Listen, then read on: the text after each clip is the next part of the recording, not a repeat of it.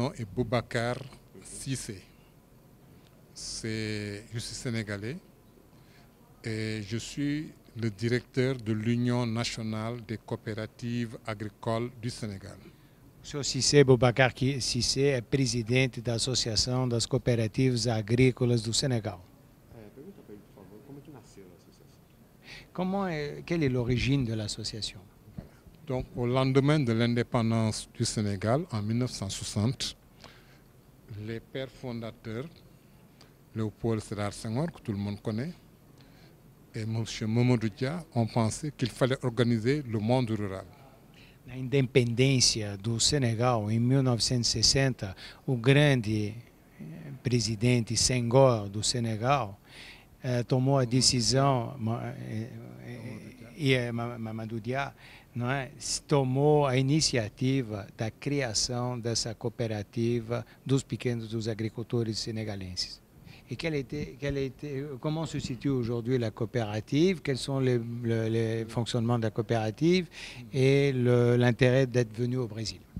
Parce que avant l'indépendance, le paysan sénégalais était sous les griffes des Libano-Syriens qui géraient les activités agricoles, les activités économiques, agricoles et rurales sur le terrain. Antes da independência do Senegal, quem organizava a cadeia de produção agrícola no Senegal era a comunidade síria libanesa. E foi o motivo pelo qual eles se organizaram, se estruturaram para poder gerir eles mesmos, senegaleses, a agricultura. C'est pourquoi donc les pères fondateurs ont pensé qu'il fallait briser la chaîne, enlever donc les paysans des griffes de ces commerçants et donc de moderniser l'agriculture.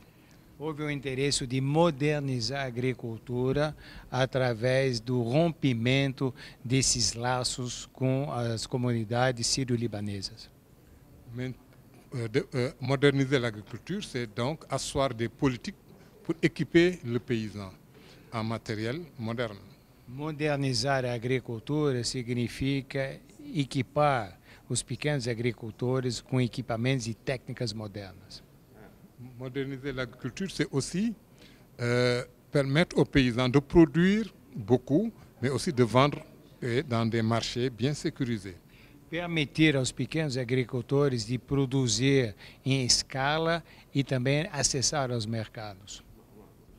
Quelle est la différence entre l'agriculture familiale et l'agriculture moderne dans la conception sénégalaise? Donc, l'agriculture sénégalaise est constituée à plus de 80-90% par les exploitations familiales agricoles.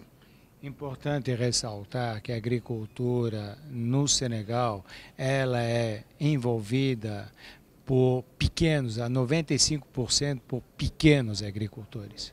C'est une agriculture familiale qui fait à la fois des cultures de rente comme l'arachide, le coton, mais aussi les cultures vivrières.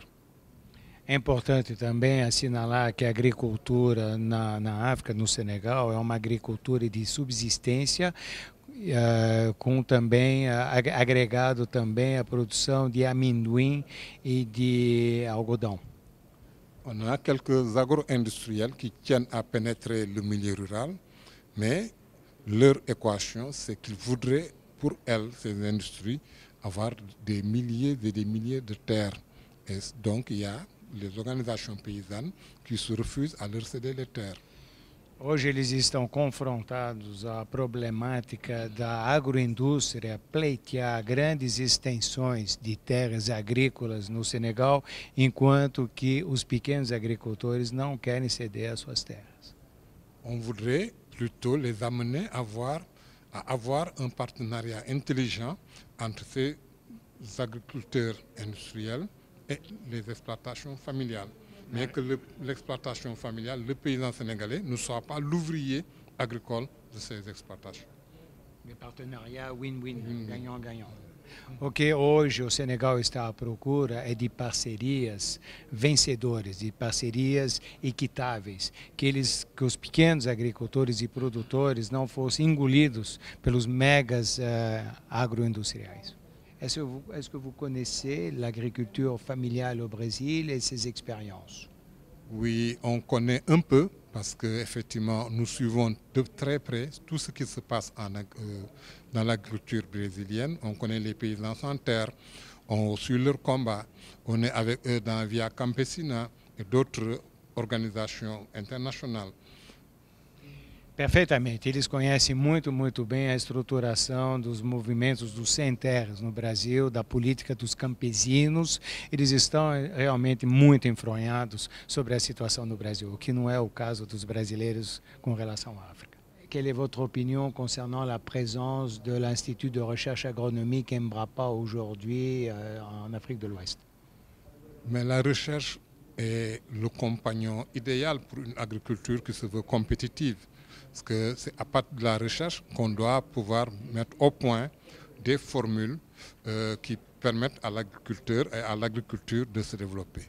Mais donc il y a un problème de transfert de technologie, de connectivité entre la recherche et les agriculteurs. C'est un problème de transfert, en tout cas de vulgarisation des fruits de la recherche. Hoje a pesquisa agronômica ele é o motor de desenvolvimento da agricultura intensiva. A pesquisa é o motor de desenvolvimento da agricultura na África. O que temos que fazer ainda é encontrar o meio termo entre a adaptação dessa tecnologia aplicada aos pequenos agricultores. Il y a aussi que la recherche doit être soutenue par les pouvoirs publics, mais peut-être dans les pays émergents comme le Brésil, c'est peut-être les industriels qui soutiennent la recherche. On n'en est pas encore arrivé là, mais c'est l'idéal. Está dizendo que na África hoje ainda é o governo, o Estado, que dá sustentação financeira para a pesquisa agrícola, enquanto que em outros países, como notadamente no Brasil, hoje é a indústria que está bancando o desenvolvimento da pesquisa agrícola. Comment vous voyez éventuellement l'avenir de votre institution avec le Brésil?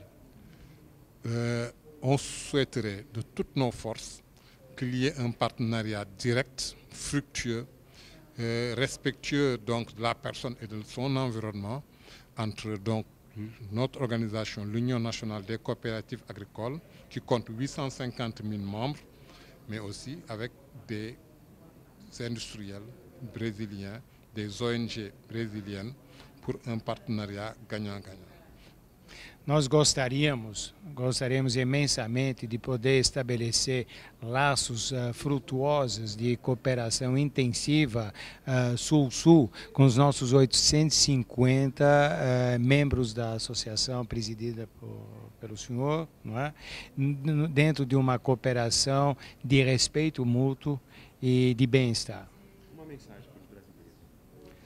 Un message pour les Brésiliens. Un message pour les Brésiliens, c'est dire que, en tout cas, l'Afrique, le Sénégal en particulier, est ouvert aux technologies brésiliennes pour améliorer qualitativement et quantitativement son agriculture.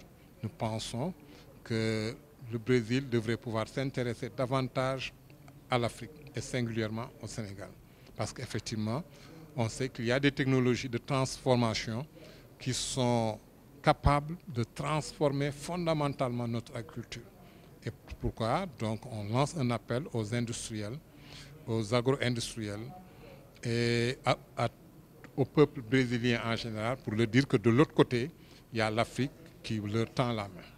A África, notadamente o Senegal, abre os seus braços e as portas do continente e do país para recepcionar os investidores, os produtores brasileiros, a comparecerem na África, a estabelecer parcerias, a desenvolver projetos trazendo tecnologia, pois os mercados e a estabilidade política e econômica existe na África. Merci beaucoup. Merci, c'est gentil.